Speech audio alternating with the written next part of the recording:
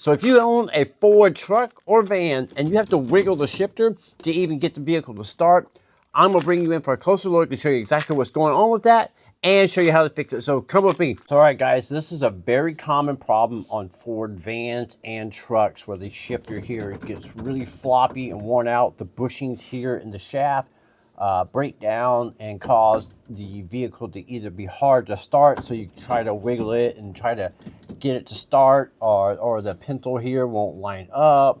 So what I'm going to do today is I'm going to take the shifter column down and show you how to repair that. I picked up a shifter bushing kit right off of Amazon, and we're going to show you how to install that and fix that floppy shifter.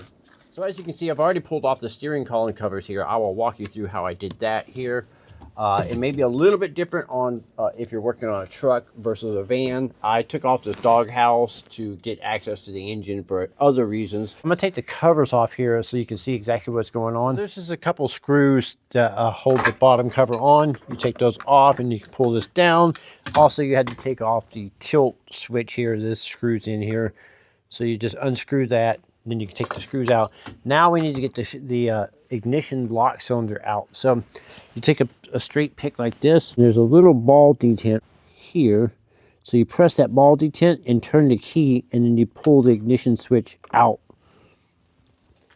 So once you get it out, this is that little ball detent you're pushing right here. So you push that little button, and then you're able to kind of wiggle the key and pull the lock cylinder out. Now you can take this top cover off. You can work it out and pull it off like this. If you notice, I have my ignition cylinder back in here. So I put it back in here because all the lights were buzzing and making a bunch of noise. So I just went ahead and put it in there and then took the key out. So what it is if you see right here, there's this little horseshoe bracket here that's holding the shifter column down. And if you can see the bushing moving. Well, there's another one further down, and that one's worn out as well. To get access to this and make clearance, I pulled off these covers here. They just snap on. They're just pressed on. There's no screws or anything on this particular van. Some vehicles may have screws here at the bottom you may have to take off. So you just pull this off and set this aside. Now that we got the covers off and we got the knee booster panels off, we need to take this bracket here down. So we're going to unbolt this. So get this bracket off here. If you go underneath here, you can see there's 3 8mm bolts here and 3 8mm bolts there on that side. You can also see that there's the data link connector and a few other cables here are connected to this. You could either take them off depending on how they're held. Some of them are held on with bolts, some of them are held with zip ties, some of them are held on with clips. Or you can just leave them on and you can just drop this down here and let it sit down here, which is what I'm gonna do. All right, so I'm pretty excited because I get to try out my new subcompact from Milwaukee Tool here. We're gonna put this to work here. This features 100 foot-pounds of breakaway torque. You don't need a ratchet like this, but this makes life easy. This thing is super tiny. You can see it's barely the size of my hand. It's perfect for working on interiors. I got about a 6-inch extension here. So you can see there's a little cutout where your extension can get in there. Jump in there and wrap these off.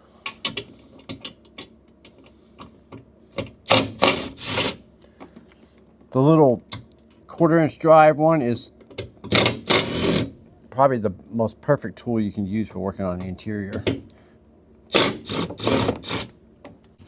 Okay, so we dropped that down. So I'm just going to leave all the wires hooked up and everything. The shifter bushing kit looks like this. Right here, these are the bushings that wear out that we're getting after. It comes with all the bolts and hardware. I'll leave links for it in the description of the video.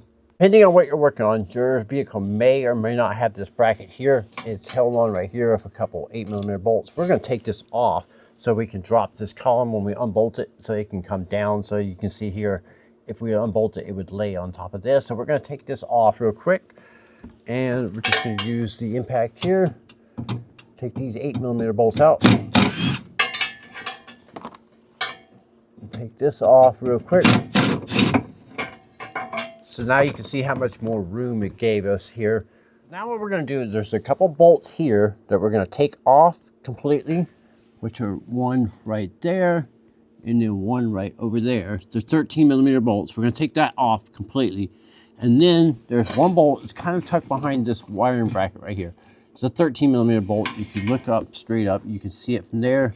And then over here, there's another 13mm bolt. We're gonna loosen those. We're not gonna take them all off. We're gonna take them about 3/4 of the way loose. Those two, loose and loose. You can see it here from this angle here. So you can see the steering angle wheel here for the steering angle sensor. If you look just to the right of that, you can see the 13mm bolt. So we're gonna loosen that one 3/4 of the way, not taking it all the way off, and we're gonna loosen that one to the left of it 3/4 of the way, and then further up on the steering column here, we're gonna take that one completely off, and the one on this side completely off. And then what we're gonna do is we're gonna take this steering wheel and drop it down and let it rest on top of the seat. So I'm going to use the Milwaukee sub impact here to see. You can see right there I only have 2% on my battery, and it still has no problem. Here. All right, on there, and you can see the column starting to move down. You can see I got the extension right here going up here. It's a little sideways, but I was able to get it in here. We're just, like I said, we're just going to loosen this up. We're not going to take it all the way out. Okay, so I loosened it out up, and you can see that variable speed trigger right there. All right, so this one I got to with an impact. I loosened it up, but this one here I switched over to a ratchet just so it fits right underneath there. The wobble sockets didn't quite get the right angle. So now I'm just going to loosen this up, and every time I loosen it up, you can see the steering column. Every ratchet I do, you can see the steering column dropping down. So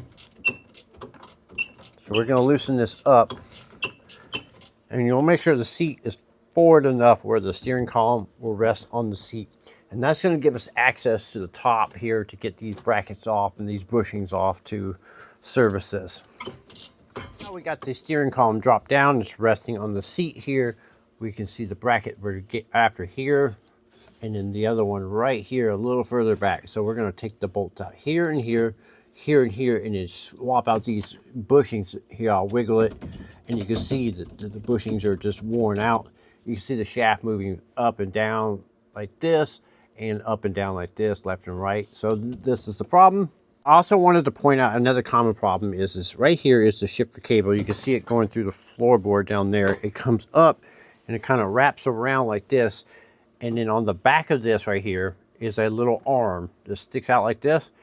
And there's two bolts that go on the arm, and these bolts will also loosen up, and the arm will get loose too. So I'll see if I can get the camera in there. Now, a lot of the ways you can see that shifter cable here and the arm on the back of the column here is to lay down, take this out of your way, lay down and look up from underneath here, look straight up using a flashlight like this, looking straight up in there, and you can see this arm, and then you'll see these two bolts, and the bolts are going to be Allen screws like this right here, like this and this. They're going to be in there. So I'm going to get the camera back there. I'm going to see if I can show you the shifter column lever that the cable actually hooks up to, that also can come loose sometimes. All right, to show you exactly what I'm talking about with the shift cable linkage on the back here with the cable here, that potentially could be a problem, I decided to go ahead and drop this completely out. So it was attached by the wiring harness here for the data link connector, and a zip tie holding this accessory on here for the brake controller. So I went ahead and removed that so I can get this out of the way so I can show you exactly what's going on. So we're going to go up underneath here. So I'm going to go underneath the pedals here and look up vertical, and I'm going to show you what this cable right here, it loops around on the back, and it hooks onto the back of this shift column here, and it hooks onto the shifter lever here. So this is what, when you operate this handle here, it operates this cable here. At the back of it, it's very prone and very common for the bolt bracket to come unbolted and loosen up. So I'm going to go around the back side here and see if I can take you in here with me and show you exactly what I'm talking about. So we're going under behind the pedal here, and here you can kind of see the cable right here going above the shift column. So it's very precarious to get in here, but you can reach around with your hands. So you see the steering column shaft here. If you reach around the back, you can feel the shifter linkage going on top of the shifter column. And we'll see if I can get this in. We're going to look up from behind under the brake pedal here. We're going to go up here behind the steering shaft here, the column shaft here. And if you look up here, you can see the steering arm. So I'm going to wiggle the cable. And you should be able to see the arm and the bolts where it bolts up. If I reach back here, you might be able to see my fingers touching it right here. So these are the bolts here that come loose. So reaching behind the steering shaft, you can get this with an extension and a ratchet and tighten these up if you need to. Now that you know about the shift cable, if you need to tighten that up, you tighten it up. Now we're going to take a T30 Torx bit. So I'm going to loop. It looks like this. It's a little star bit right here. This is a T30. And we're going to loosen up the half moon clamp right here in the back. I'm going to do this one first. So get in here, crack this free. There's just enough room to get back here. Crack this free, crack that one free, and then take this bracket off. And then we're going to do the same thing for the front one here. Crack these free. Let's see if we get these on here. Free. And take that one off and that one off right there and take that half moon off. Now that you got them unbolted, you can take these off and set these aside. Now you're going to notice that the shifter column boot here is kind of holding everything on. But right here is if you put a flat blade screwdriver and give it a little twist, you can pop that cover up like that. Now you can see that the shaft comes up way further and you can get access to these boots here and you can swap these out. As you can see, the boot back here, it's almost completely gone. Like I don't even see it back there. It's like, it's worn out completely. Like there's supposed to be a rubber bushing here, and that bushing is pretty much non-existent, but you can see the one here. What you're gonna do is you're gonna find these shifter bushings like this, and kind of, you see how they have a split in them? You're just gonna flare them open and take them off. And you can see right here, it has a lip on here, and you can see the lip here is broken off completely here, and that's allowing the shifter to move back and forth. Bushings out, you can see the front one was all blown out here. Here's the back one that I thought was completely missing, but it was there, but it was just worn really bad, as you can see right there.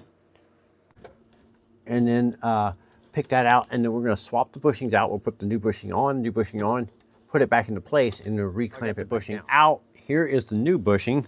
The easiest way I found to do it is to sit in the seat, kind of balance the steering wheel on your leg like this, and then you can lift it up and down with your calf like this and kind of float it. As you can see, I'm moving it. And then with one hand, you can kind of pull the shifter towards the steering wheel because it wants to slide back, and then you can line all the stuff up, and then you can tighten everything down. All right, once you get your shifter bushings reinstalled, you're going to wiggle it, and you can see that this thing is super tight now, and it won't be flopping around anymore. So now what we're going to do is we can lift this back up, and we're going to put the bolts on the studs. You can see the studs there, and we're going to restart our 13mm nuts. So we're going to push the column back up, and then once we get that up and started all the nuts, we can tighten this down. And then after that, we're going to have to adjust our pintle here. So this is going to be off, and I'm going to show you how to adjust that. Once you got the steering wheel lifted back into position, you can go ahead and tighten all 4 of the bolts up. All right, now that you got the steering wheel column back bolted into position, you want to go ahead and put your shift boot back into position. So just put it back down over the little stud there, and just, you know, put it down and press it on there. It just presses on there. That press on over here, and then also right above the ignition lock here. Now your park pintle lever right here may be off after you're done this. So there is an adjustment on it where you can adjust that. So if you can see, it's in park right now, and you can see that it's slightly to the right on my vehicle. So the way we're going to adjust it, we're going to go under the steering column here. So here's the steering wheel, steering column, and you're going to look for this little plastic, white piece of plastic with this little star wheel right here. And this is the cable. That cable runs up and goes to the pintle over here. So now you can take this and you can adjust it left or right. And when you adjust this left or right, it'll move the pintle here. So I'm screwing it and it's moving it. So you can see me screwing it. Now it's moving to the left here, and now it's lining up with my park. So now what you're going to do is you're going to grab the shifter and kind of put it in reverse and then see if it's lined up with the R. And if it's not, you can kind of fine tune adjust it left and right to adjust that back and forth. And then you'll put it in neutral and drive. And you just kind of find the happy medium where it's lined up with all the selections. All right, now that we got our pintle adjusted, now we can go ahead and just reassemble everything. So we're going to take this bracket here, put this back on and bolt that up, and then that bolster bracket back on and bolt that up, and then all the electrical connectors that we took off of it, bolt that back up to it. The knee bolster portions of it all bolted back up. So I went ahead and popped out my lock cylinder back out. And now we're going to take the top cover here. We're going to slip it over the shifter. And then we're going to put this back on. As you notice, all the lights are lit up. So once I get this put back on, then we'll put the lock cylinder back in and turn the key, and all the lights and stuff will go out. So you want to do this pretty quick, or you can just disconnect the battery, whatever works best for you. When you put the top cover on, you slide it over the shift column, and you just got to make sure that this portion here, you'll see this little round, the stud portion, lines up with that little metal bracket here. So you got to get it on there just like that. Fits on there just like that. Everything is fitting perfect like that.